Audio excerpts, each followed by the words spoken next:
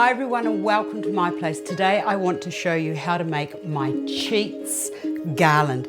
Now several months ago my friend was getting married and she asked if I would do her wedding flowers. I was delighted because I know that she doesn't really care much for flowers, and when she said to me I just want olive and gum and bay and a little bit of rosemary, I thought, great, that's fantastic. Until she told me how many tables she was having, and she also wanted it to go around the door frame where they were going to say I do. It worked out to be 50 metres, which had me in a place of, oh my goodness, how can I do all of that on my own? Let me just show you how I did it. So this is what she wanted on her table, and here it is. It's fantastic, I just love it. So let me just walk you through what you need before we get into showing you how to make it. You need some rope. Now I've used this rope here and it's about 1/2 inch wide. You don't need it any wider than that, just firm enough so that when you fix the materials onto it, it holds its own weight. You also need some jute or some string, which I've got here, and then you need, now, for what I had to do for my friend, I needed buckets and buckets of the olive, and if you can get it with the wee berries on, perfect. You will also need some rosemary, which I've got lots of, you'll need lots of that, plus some eucalyptus or some gum, and the last thing is some beautiful, beautiful bay. And what was wonderful about these garlands on her table, they smelt just so botanically beautiful. It was words. If I could find the words to show you what it smelt like, I would do that, but I can't. But anyway, give me a moment to strike and I'll start again. Step 1, determine how long your tables are going to be and cut the rope to the desired length. I'm just going to pick up from here because I don't want to start all over again. The next thing is to, with your jute, cut that into lengths of about 10 inches and cut it all before you start, because once you get into your wee production line, you just don't want to be stopping and starting. So that should do for about now. Let me just get rid of that. Out of the road, and then get all of your foliage and cut it into manageable lengths. Now I use mine at about 6 inches long, so cut all of that first, and if you've got somebody that's willing to help you, then that will be even better. So all the prep you do now is going to just save you so much time as you get into it. So that's all done.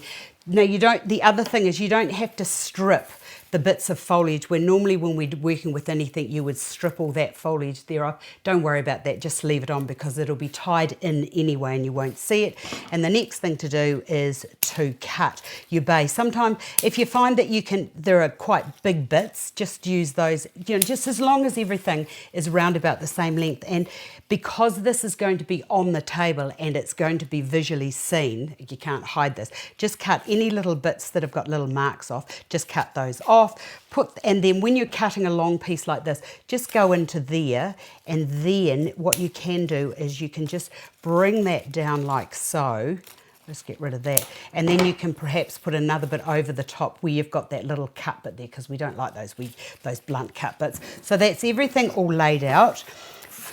Once everything is all started, it's just a matter of put this into the plate how you want it to be. So I'm going to use the gum or the eucalyptus at the base, then I'm going to put the olive on top of it, and then I'll put the bay, and then I'll put the rosemary because it's the finer material. So getting several pieces of your gum into your hand, a couple of bits of that, just put that into your hand. You can either put that at the top, in fact I will, I'll put a bit at the top and a bit at the bottom, and then a couple of bits of the rosemary, a bit too much there. So all of your little bunches have to be about the same size. Then where I've tied this bit here on, it's just a matter of laying that on the top, getting your little bit of string, and this is where you need strong hands. And if you've got nice soft skin, might I suggest, and you don't want to be damaging your skin, might I suggest that you use a pair of gloves to do this. So take that around and then just take that up and over the top. Oops. And then tie that off firmly and cut those bits there so that they're nice and neat. But when I was doing mine, as I got into it, I didn't worry about those bits because they were lost. So I'll just show you that again. little bit of gum, little bit of olive, little bit of bay. I am going to put one to the back and then I'll put one to the front and a couple of bits of rosemary. Oops. And then, so where my join is there, just go over that ever so slightly again and then just tie it off. And that is the job done. Now, you can do these the day before. You could start it in the morning if the wedding is the next afternoon. You can start this in the morning and just work away at it all day. And then what I did was, hold on, just tie that off so that that's out the road. Let me just get rid of that for now. It can just go down into there. So you just keep going until you reach the desired length. So that can do for now. So that just covers my table. And then what I did, when you get to the other end, if you don't want to have it, if you need to have an end that's looking like this. So what you can do is just, in fact, one moment and I'll show you properly. Okay, so to do this properly, once you get to here and you reach the end, it's just a matter of just tying that, getting into here, and then just tying that in there underneath that first bit so that you don't have a blunt end. And I'll show you, I'll tie this on so that you can see what I'm talking about. Just tie that into there like that. So it looks like you've got a beginning and a proper end. Where did those scissors go? There it is. Cut that off there. And then the excess bit of string, just cut that off so that that is tucked away nicely and hidden. How's that? Now, as I was saying, you can do this the day before. And what I did was I just get long pieces of paper, kitchen towel. You could use newspaper if you wanted to. And then several, just keep your top paper nice and damp. I do this outside and then just put the hose over it. And you can put paper underneath it and then the paper on the top of it and just keep going until you have covered the whole thing. And this will keep it fresh, because don't forget that the foliage and flowers will take up moisture not only through their stems but also through their foliage. So just cover that and you can leave it. Now, if your bride wanted to put some flowers into this, I'll just give it a wee spray, but don't, for goodness sake, spray it when it goes onto the table surface, because you'll wet your cloth and everything else.